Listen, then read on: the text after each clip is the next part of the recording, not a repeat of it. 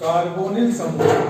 देखिए यहाँ से थोड़ा ध्यान से देख लीजिए कि क्या चीज हम पढ़ाने जा रहे हैं आपको। एल्डिहाइड और कीटोन, ये हमारा आज का टॉपिक है, जिसमें से सबसे पहले हमको ये जानना है कि कार्बोनिल समूह क्या होता है। मैंने यहाँ पे बताया जब कार्बन और ऑक्सीजन दोनों डबल बॉन्ड से संतुष्ट होते हो तो ऐसे कंपाउंड, ऐसे ग्रुप को क्या कहेंगे? कार्बोनिल समूह कहेंगे। साथ साथ में अब ये भी जान लीजिए कि कार्बोनिल यौगिक कितने प्रकार के होते हैं। तो मैंने दो प्रकार यहाँ पे लिख रखे हैं। एक मैंने बताया है कि एल्डिहाइड और दूसरा मैंने बताया है कीटोन। डेफिनेशन भी एल्डिहाइड की मैंने बता दी, जब कार्बोनिल समूह का कार्बन परमाणु की दोनों शेष संयोजकताएं हाइड्रोजन परमाणु से संतुष्ट हो, या फिर एक संयोजकता एल्किल समूह और दूसरी संयोजकता आपकी हाइड्रोजन परमाणु से संतुष्ट होगा, तो ऐसे यौगिकों को हम लोग क्या कहेंगे? एल्डिहाइड हम लोग कहेंगे। जैसे यहाँ पे देखिए कि एक एग्जांपल मैं यहाँ पे ले लेता हूं। एक एग्जांपल जैसे ये देखिए क्या हो गया? Carbonyl group. Carbonyl group C double bond O, इसकी जो दो संयोजकताएं हैं, एक संयोजकता देखिए हाइड्रोजन से मैंने संतुष्ट कर दी यहां पर, और दूसरी संयोजकता भी हाइड्रोजन से संतुष्ट कर दी। ठीक, तो इसको क्या बोलेंगे? एल्डिहाइड। और एल्डिहाइड का इसका नाम है फॉर्मेल्डिहाइड।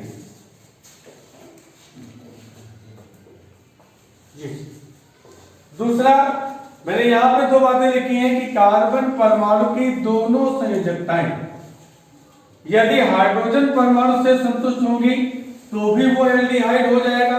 एल्डिहाइड का एक मेंबर है और इसको हम फर्स्ट मेंबर बोल सकते हैं, जिसे बोलेंगे फॉर्मेल्डिहाइड। दूसरी बात यहां पर फिर मैंने कहा है कि एक संयोजकता एल्किल समूह से और दूसरी संयोजकता हाइड्रोजन परमाणु से संतुष्ट हो, मतलब ये कि कार्बन की एक संयोजकता एल्किल समूह से और दूसरी संयोजकता हाइड्रोजन परमाणु से संतुष्ट होगी, तो ऐसे कंपाउंड को हम क्या कहेंगे? एल्डिहाइड। इसका नाम क्या है? Acid aldehyde. Acid aldehyde. फिर से एक बार देख लेते हैं कि कार्बोनिल समूह क्या है। जब कार्बन की दो संयोजकताएं ऑक्सीजन से संतुष्ट होती हो, तो इसका मतलब ये हो गया कि कार्बन के अंदर अभी दो संयोजकताएं मुक्त हैं। दो संयोजकताएं मुक्त हैं, इसलिए इस कार्बन को हम लोग क्या बोलेंगे? द्विसंयोजी परमाणु। यहां पर कार्बन की दो संयोजकताएं शेष बची हुई हैं, इसलिए इसको क्या बोलेंगे? द्विसंयोजी परमाणु। तो ऐसे युग समूह को हम कहेंगे कार्बोनिल समूह। साथ में इस बात का ध्यान रखेंगे कि जो दोनों संयोजकताएं यहां पर देखिए कार्बन की जो फ्री हैं, अभी मुक्त हैं, अगर इनमें से दोनों संयोजकताओं को हम हाइड्रोजन से संतुष्ट कर दें तो ये एल्डिहाइड हो जाएगा। और यदि इनमें से हम दोनों में से एक को एल्किल समूह से और दूसरे को हाइड्रोजन समूह से परमाणु से संतुष्ट कर दे तो भी क्या हो जाएगा? ये एल्डिहाइड हो जाएगा। तो नोट कर लीजिए ये एग्जांपल आप। ऐसे ही जब कीटोन की बात आती है तो कीटोन में क्या करेंगे? जब कार्बोनिल समूह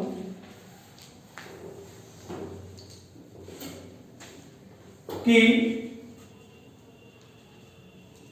के कार्बन परमाणु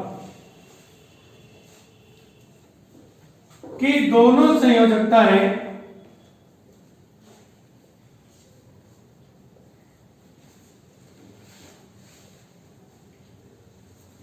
एल्किल समूह के द्वारा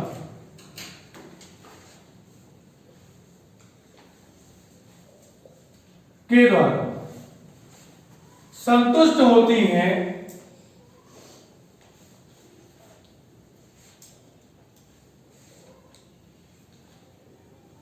तो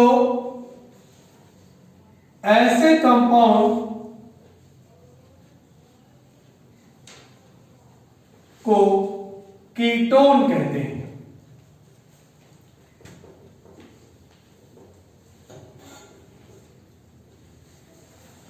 जब कार्बोनिल समूह के कार्बन परमाणु की दोनों संयोजकताएं एल्किल समूह के द्वारा संतुष्ट होती हैं तो ऐसे कंपाउंड को हम क्या कहेंगे?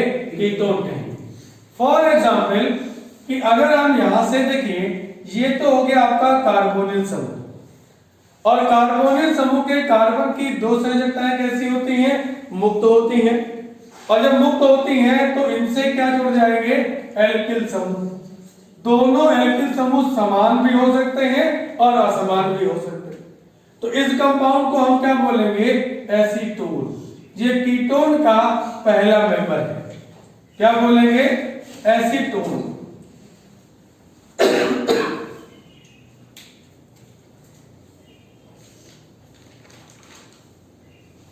जल्दी से नोट कर लीजिए।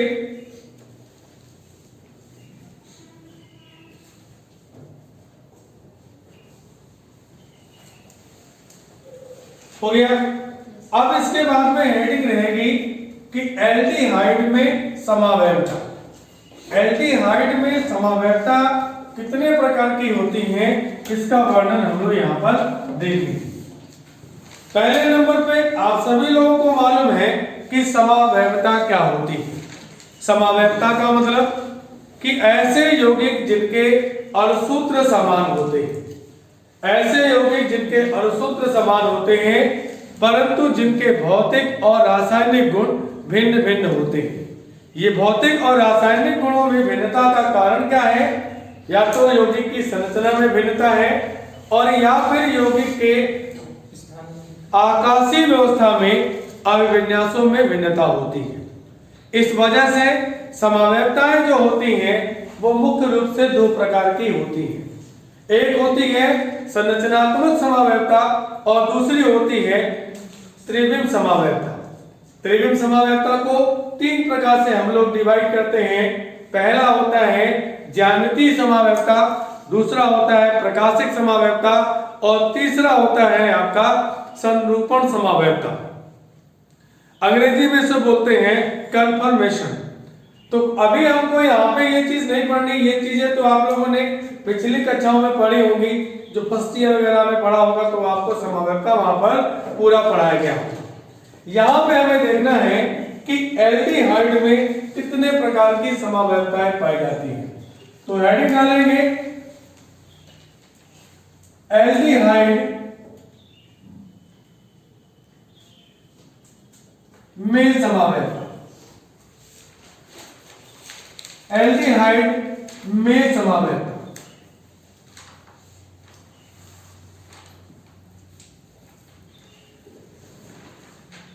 एल्डिहाइड में देखिए, एल्डिहाइड में मुख्य रूप से दो प्रकार की समावयवताएं पाई जाती हैं। दो प्रकार की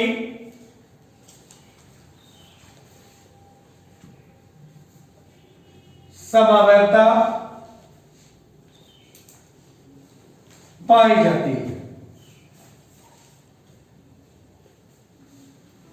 अब दो कौन कौन से प्रकार की समावयवताएं होती हैं? नंबर एक श्रृंखला समावयवता।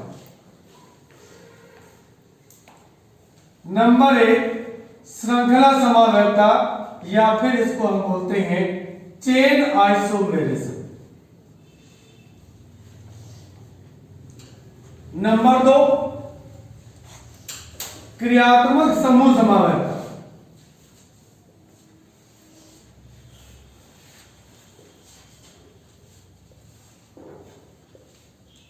क्रियात्मक समूह समावयवता या फंक्शनल ग्रुप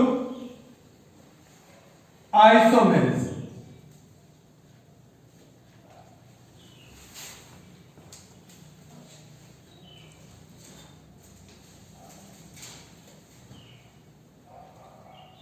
दोनों हो गई। एल्डिहाइड में दो प्रकार की समावयवताएं होती हैं, पहली कौन सी हो गई यहाँ से श्रृंखला समावैधता और दूसरी कौन सी हो जाती है क्रियात्मक समूह समावैधता। ये क्वेश्चन इंपॉर्टेंट है बोर्ड परीक्षा के लिए, कई बार पूछ लिया जाता है कि एल्डिहाइड में कितने प्रकार की समावैधताएं होती हैं, प्रत्येक का एक एक उदाहरण देकर स्पष्ट कीजिए। तो क्वेश्चन का आंसर आपका इसी प्रकार से स्टार्ट होता है कि श्रृंखला समावैधता और क्रियात्मक समूह समावैधता दो प्रकार की समावैधताएं किसमें पाई जाती हैं एल्डिहाइड। सबसे पहली श्रृंखला समावैधता। श्रृंखला समावैधता में क्या होता है कि यौगिकों के अणुसूत्र समान होते हैं या वे यौगिक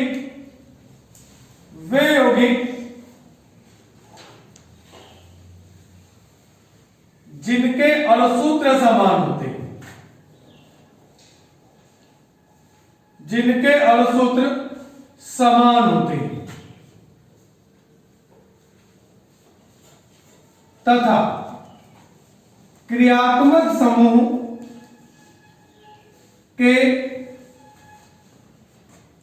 स्थान को बदले बिना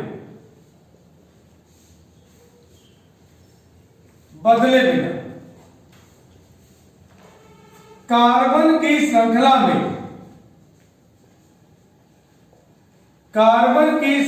में भिन्नता होती है। कार्बन की श्रृंखला में भिन्नता होती है, उन्हें श्रृंखला समावैवी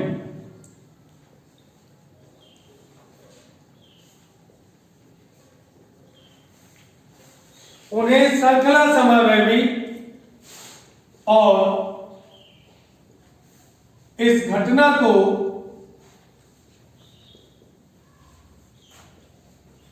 श्रृंखला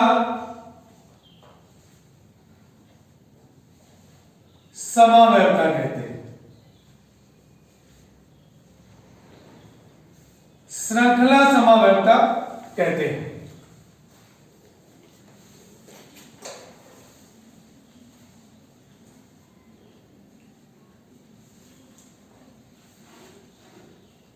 हो गया।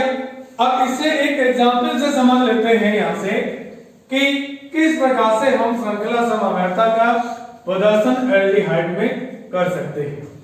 जैसे एक अणुसूत्र ले ले यहां से हम C4H8O, for example molecular formula C4H8O के निम्नलिखित समावैवी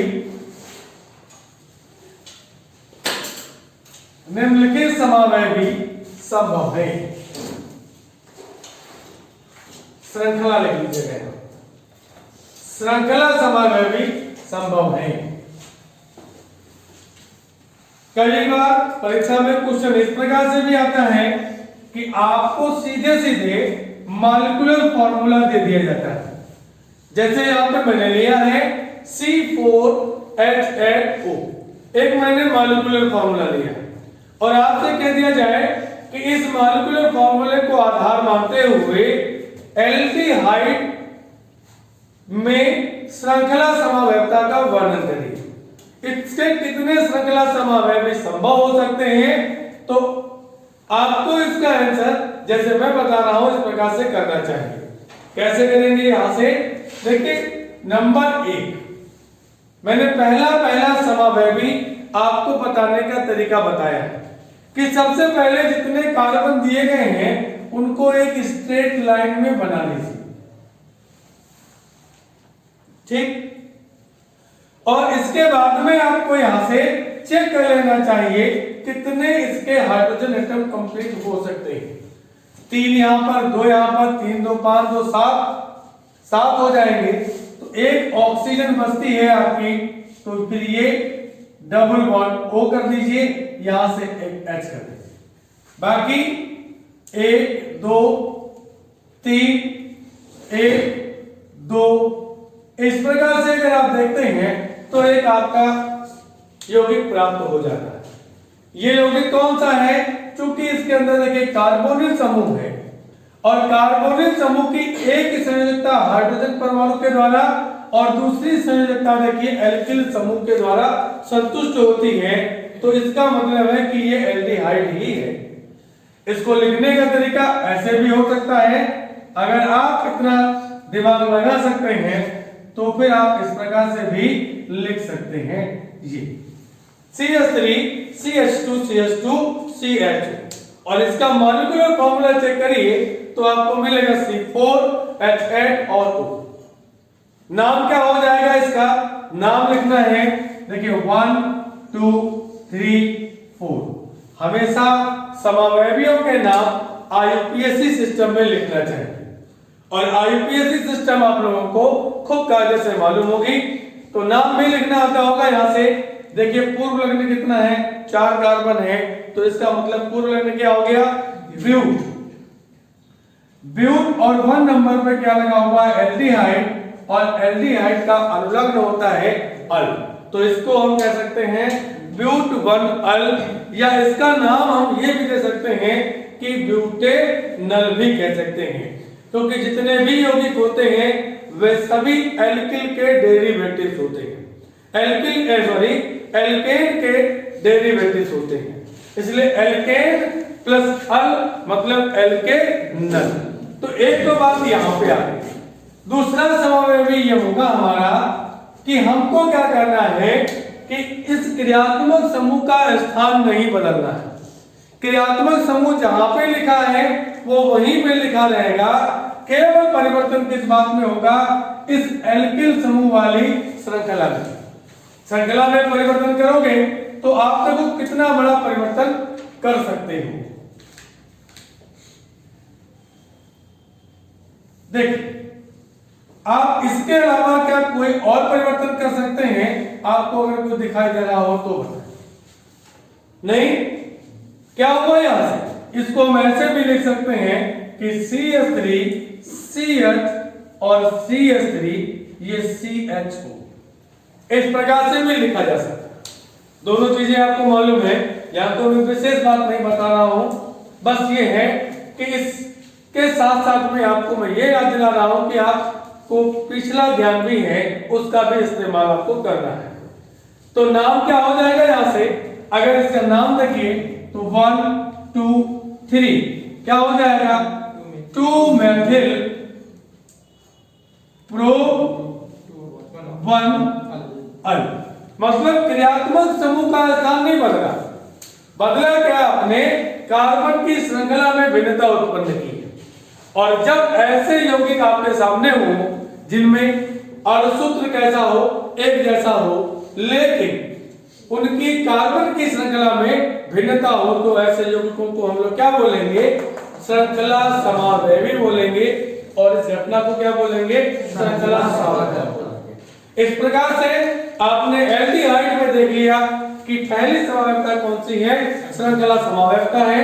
थोड़ा कायदे से पढ़िएगा, थोड़ा ध्यान रखते हुए, क्योंकि ये सारी चीजें बहुत ज्यादा इंपॉर्टेंट है और इस चैप्टर में आगे ये आपके काम भी आने वाली है।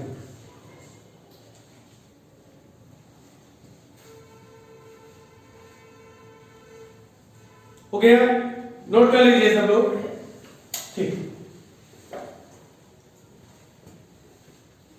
एक तो आपने पढ़ लिया यहां पर श्रृंखला समावयवता, तो दूसरी भी पढ़ लेते हैं क्रियात्मक समूह समावयवता।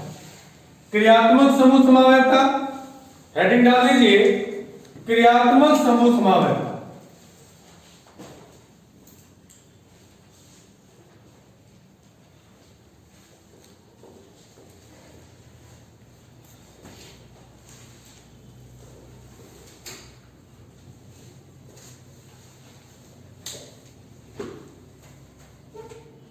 इसमें क्या हो जाएगा कि जब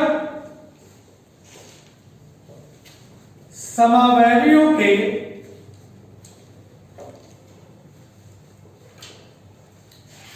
अणुसूत्र समान होते हैं, अणुसूत्र समान होते हैं, परंतु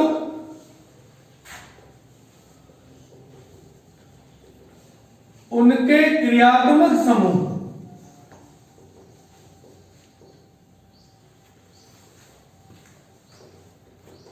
समूह में भिन्नता होती है।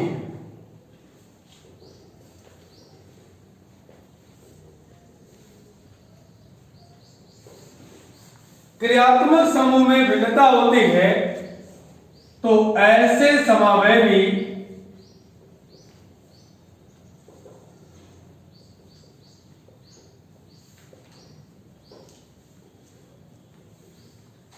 क्रियात्मक समूह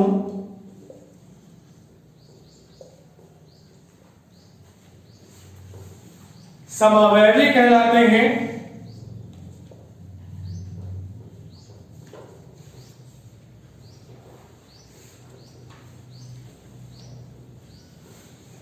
और इस घटना को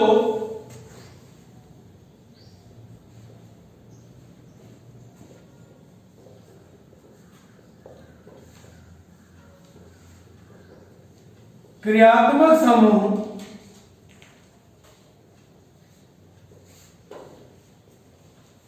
समावयवता कहते हैं।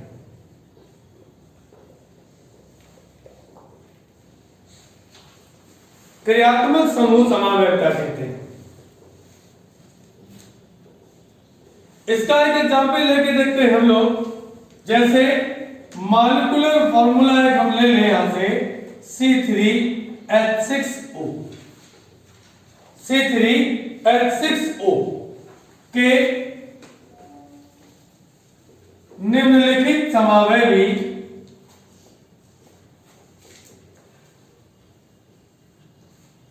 संभव है। कौन कौन से हो सकते हैं? मैंने तो पहला तरीका आपको सीधा सीधा बताया है कि क्या करना है, जितने कार्बन हैं उनको सीधे एक स्ट्रेट लाइन में लिख लेना है। उसके बाद ये देखिए, इनकी वैलेंसी को आप हाइड्रोजन से कंप्लीट कर दीजिए। 3 2 5 एक बच गया हाइड्रोजन, तो फिर उसको ऐसे जोड़ दें। आपको ग्रुप क्या मिल गया? एल्डिहाइड। क्या इसको लिख सकते हैं हम लोग सीधे सीधे CH3 CH2 CHO। नाम तो इसका आप लोग जानते ही हैं, क्या है नाम इसका? Pro1Al।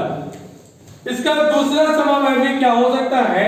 तो देखिए यहां पर दूसरा समावयवी इसका मैं ऊपर लिख देता हूं। इसका दूसरा समावयवी नोट कर लिया होगा अब तक के।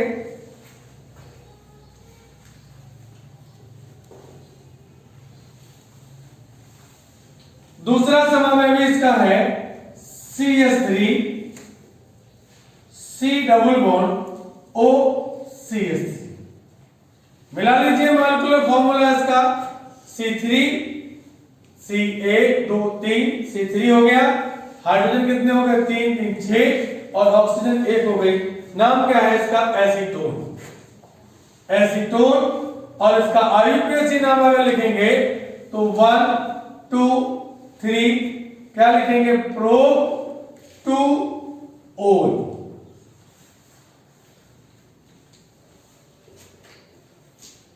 Pro2ol। क्लियर? आप लोगों को मालूम हो चुका है कि कार्बोनिल समूह क्या होता है। कार्बोनिल समूह कितने प्रकार के होते हैं, सॉरी कार्बोनिल यौगिक कितने प्रकार के होते हैं। तो कार्बोनिल यौगिक 2 प्रकार के मैंने आपको बताए हैं। एक बोला है मैंने एल्डिहाइड और दूसरा बोला है मैंने कीटोन। उसके बाद में एल्डिहाइड और कीटोन की समावयवताएं भी आपने यहां से देख ली। मैंने यहाँ पे सबसे पहले आपको केवल एल्डिहाइड की समावयवता बताई है और यही हमारी नजर में इस बार की परीक्षा के लिए इंपॉर्टेंट भी है। ठीक है।